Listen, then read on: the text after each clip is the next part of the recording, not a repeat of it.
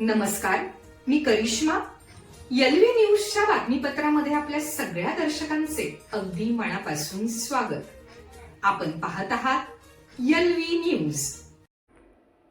लोकनेते गोपीचंद पडळकर आणि खंदे समर्थक सुभाष खांडेकरांच्या प्रयत्नांनी ढालगावच्या अन्यायाचा आवाज विधानसभेत घुमला. झरे येथे कृतज्ञतेचा महासोहळा संपन्न. ज्याप्रमाणे सह्याद्रीचे कडे अन्यायाविरुद्ध नेहमीच ढाल बनून उभे ठाकतात, अगदी त्याचप्रमाणे ढालगावच्या व्यापारी बांधवांवर ओढावलेल्या संकटाच्या काळात भाजपचे धडाडीचे नेते आमदार गोपीचंद पडळकर यांनी विधिमंडळाच्या पवित्र सभागृहात अन्यायाविरुद्ध रणशिंग फुंकले.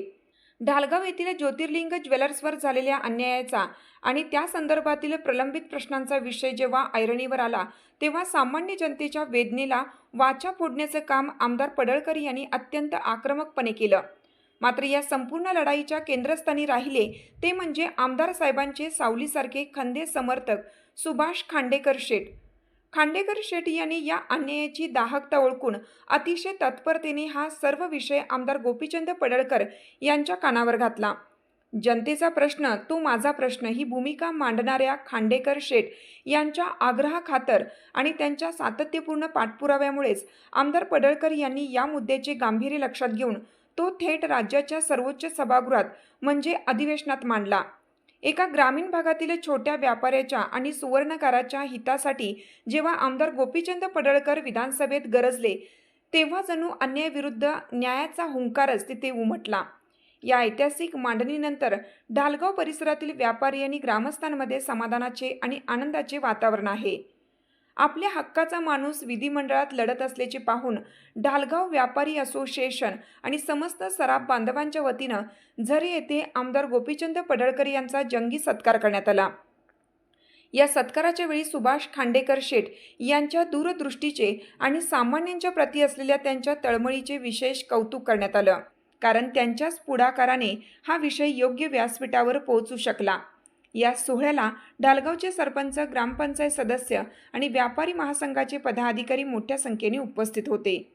आमची आशा मावळली होती, पण आमदार साहेबांनी आणि खांडेकर शेठ यांनी दिलेल्या बळामुळे आता आम्हाला न्याय मिळेल याची खात्री पटली आहे, अशा भावना व्यापाऱ्यांनी भरून आलेल्या अंतकरणाने व्यक्त केल्या.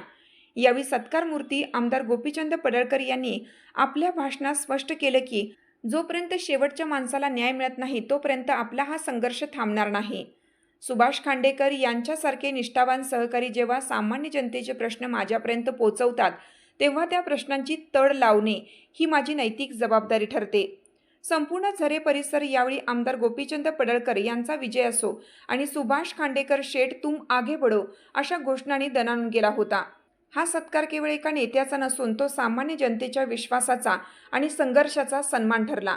या घटनेमुळे ढालगाव आणि परिसरातील राजकीय आणि सामाजिक वातावरण ढवळून निघालं असून व्यापाऱ्यांमध्ये एक नवा आत्मविश्वास आणि सुरक्षिततेची भावना निर्माण झाली आहे. अन्यायाचा अंधार बाजूला सारून न्यायाचा सूर्योदय आता जवळ असल्याचे चित्र या निमित्ताने स्पष्ट झालं आहे. यावेळी ढालगाव परिसरातील मान्यवर, व्यापारी असोसिएशन ढालगाव व सराफ बांधव ढालगाव मोठ्या संख्येने उपस्थित होते. आपल्या परिसरातील बातम्या पाहण्यासाठी आपल्या एलव्ही न्यूज चॅनलला सबस्क्राईब करा. एलव्ही न्यूज चॅनलसाठी मुख्य संपादक विलास उत्तम लोखंडे, उपसंपादक नितीन कांबळे.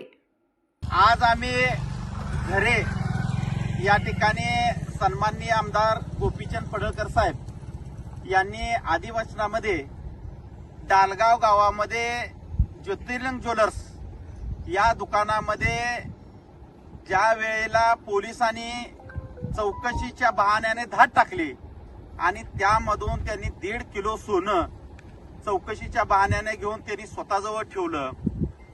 या वेळेला या ज्योतिर्लिंग ज्वेलर्सचे मालक प्रीतम पोपट दबडे आणि हे आमचे ढालगाव गावचे सर्व सराफी व्यावसायिक यांनी निंबाळकर यांच्या दुकानामध्ये एक बैठक घेतली आणि या बैठकीमध्ये मी व्यापारी संघटनेचा अध्यक्ष असल्या कारणाने त्या ठिकाणी मला बोलवलं. ढालगावचे सरपंच संजय गागरे यांना या ठिकाणी बोलवलं आणि त्यांनी आमच्या कानावर त्या वेळेला 2022 साली अशाची झालेली समस्या घातली आणि जाधव पाहुण्यांनी त्यावेळेला सांगितलं की सुभाषांना तुम्ही आताच आमदार गोपीचंद पडळकर साहेबांना फोन लावा आणि निंबाळकर साहेबांच्या दुकानातूनच आम्ही गोपीचंद पडळकर साहेबांना त्यावेळेस फोन लावला की साहेब असं असं या ठिकाणी गुन्हा घडलेला आहे आणि या व्यावसायिकावर अन्याय झालेला आहे.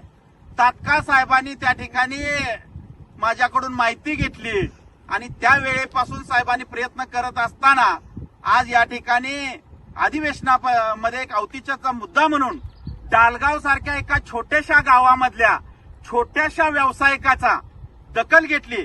याबद्दल सर्व असोसिएशन सोनार असोसिएशनने आज झऱ्यामध्ये आम्ही साहेबांचा या ठिकाणी सत्कार केला.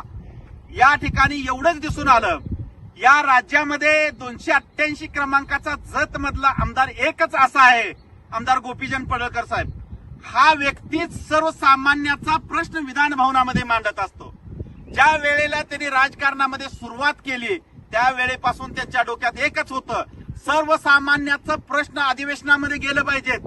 नुसतं चहा बिस्किट घेऊन आणि खाऊन तिथनं अधिवेशन संपवून यायचं नाही, तर काय जे प्रश्न आहे ते रात्रभर अभ्यास करायचा आणि दुसऱ्या दिवशी मांडायचं, हे तत्व पहिल्यापासून त्यांनी ठेवलं आणि ते आता या ठिकाणी प्रत्यक्षात समोर आणण्याचा प्रयत्न केलं. या ठिकाणी आम्ही त्यांचा आभार मानण्यासाठी आलो. त्यांचा आभार मानावं तेवढं कमी आहेत. असंच आमदार साहेबाच्या हातून राज्यातील गोरगरीब समाजाचं प्रश्न मार्गी लावं, एवढीच आमची त्यांना सदिच्छा आणि शुभेच्छा आहेत. थांबतो. धन्यवाद. चालू घडामोडींच्या अपडेट्स जाणून घेण्यासाठी आपल्या एलव्ही न्यूज चॅनलला सबस्क्राईब जरूर करा, लाईक करा, शेअर करा व कमेंट देखील करा. बेल आयकॉनवर प्रेस करा व नोटिफिकेशन्स मिळवा. पाहत रहा फक्त एलव्ही न्यूज. मुख्य संपादक विलास उत्तम लोखंडे.